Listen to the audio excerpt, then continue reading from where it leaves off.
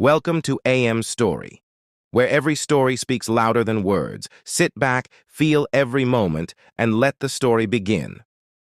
Hey, before I start, just want to say this isn't easy to talk about, but maybe someone out there needs to hear it. So here goes. I used to think fitting in was everything. Like if people liked you, if they wanted to be around you, then maybe you'd finally matter. Be someone. But I wasn't that person.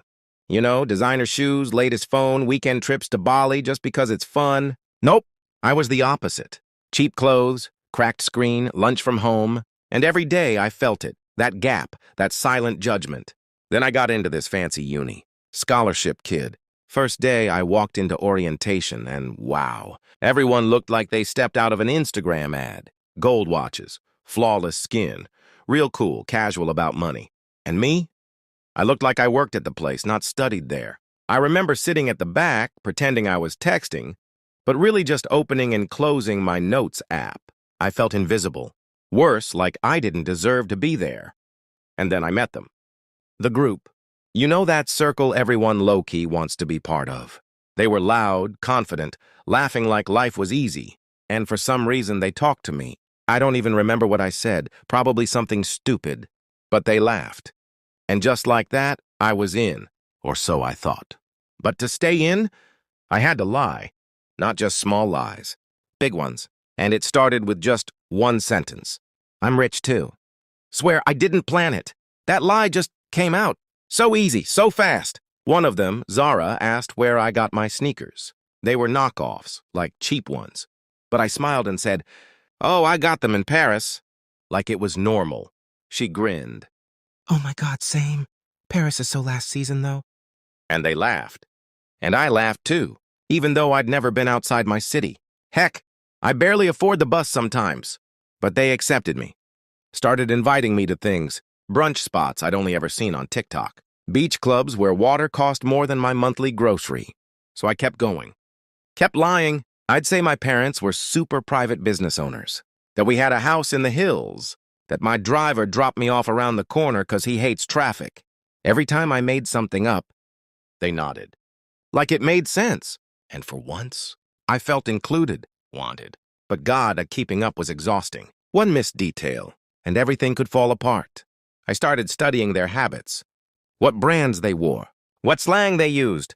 How they posed in pictures. I copied all of it. Borrowed clothes from cousins. Took selfies in front of cars that weren't mine. Posted blurry pics from Pinterest and said, "Take me back." It worked. Online, I looked rich. Offline, I was falling apart. Every party invite came with a cost. Uber rides, new clothes, drinks I couldn't pronounce. Sometimes I didn't eat for a day just to save up for a dress, but I couldn't stop. I kept telling myself, just one more event, just until they love me for me. I thought, if I became one of them, maybe they'd see the real me someday. And still choose to stay. But the deeper I went, the more I lost myself. Then came Zara's birthday, a weekend at a 5-star resort, private villas, champagne on arrival, and of course, split bills. I didn't even think, I said yes. Count me in! I had no idea how I'd pay. Sold some old stuff online. Took out a small loan using a shady app. Still wasn't enough. I told them I'd bring a gift later because it was being custom made in Milan. They ate it up. The whole weekend, I smiled. I danced, took boomerangs, posted stories without blessed, but I was dying inside, checking my bank balance under the dinner table, skipping breakfast to make the food stretch. They didn't notice. Or maybe they didn't care. On the last night, I cried in the bathroom, quiet so no one heard, just me, and the version of me I'd killed to fit in. Back home, my phone buzzed nonstop. DMs, tags, comments like, "You're living the life." Goals. Wish I was you. And I just stared. I wanted to scream. No, you don't. You have no idea what it costs. But I replied with emojis and hearts. Played the part. Even my mom noticed. "You're never home. You barely eat. Are you okay?" And I'd lie. Smile. Tell her everything's great. But inside, I was unraveling. Couldn't sleep. Couldn't focus. My grades dropped. But I was too busy chasing a fantasy. I wasn't living. I was performing, every second, and still, I couldn't stop. Because if they ever found out, what would happen to me? One day I was with the group at some rooftop place. Everyone was talking about their summer plans. Dubai, Maldives, Paris again. They turned to me. So, where are you going? I panicked. My brain froze. I said, Monaco. Yeah, freaking Monaco. They all squealed.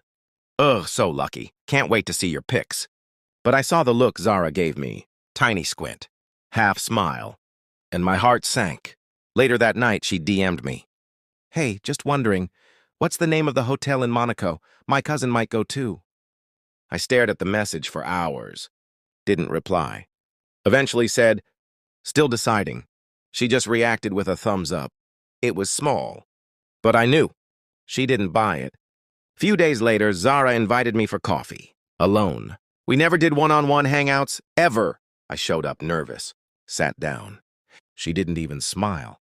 She pulled out her phone, opened my Instagram. Can I ask something? I nodded. This pic, she pointed. You said it was your house, but I found it on Google Images. I froze. Couldn't breathe. She kept going. The Paris shoes? Same. They're from a local thrift store, right? My mouth went dry.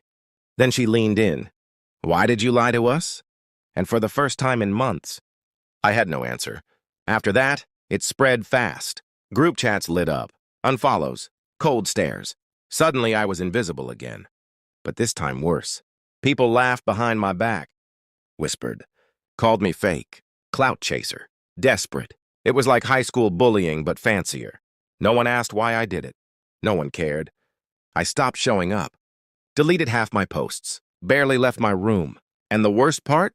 I missed them. Even after everything. I missed the feeling of belonging. Of mattering. I thought the truth would set me free. But all it did was leave me more alone than ever. After a week of silence, I finally looked in the mirror. Like, really looked. No filters. No designer lies. Just me. And I hated what I saw. Not because I wasn't pretty, but because I didn't recognize myself anymore. I missed the girl who was smart, who got in on a scholarship, who used to dream about making it. For real. I gave all that up. For what? A few Instagram tags and fake smiles? The worst part? If I had just been honest from the start, maybe they would have still liked me. Maybe not all of them. But at least I wouldn't hate myself for pretending. It took everything in me. But I made a post. Just one. Black background, white text. I lied. I'm not rich. I pretended to be because I was scared of not being enough. I'm sorry. I almost deleted it. My finger hovered over cancel. But then I hit post. And waited. Minutes felt like hours. My phone blew up again. Some laughed. Some commented snake emojis. Some unfollowed. But a few people messaged me privately. Thank you for saying that. I did the same thing once. I wish I was brave enough to admit it too. That's when it hit me. I wasn't the only one faking. We're all just scared, trying to be something we're not. A girl from my econ class messaged me. I always knew something was off, but hey, want to grab coffee sometime? I said yes. And that one coffee turned into real conversations, real laughs. She didn't care where my shoes were from, or if I brought lunch from home. She liked me, my awkward jokes, my ambition, my honesty, and slowly I started rebuilding. I joined study groups, focused on my goals again, found people who valued more than appearances. It wasn't glamorous. It wasn't content-worthy, but it was real. And honestly, that felt better than any luxury resort ever did. It's been a year now. I still see them around sometimes. Zara, the group. We nod politely, but we don't talk. And that's okay. I learned something the hard way.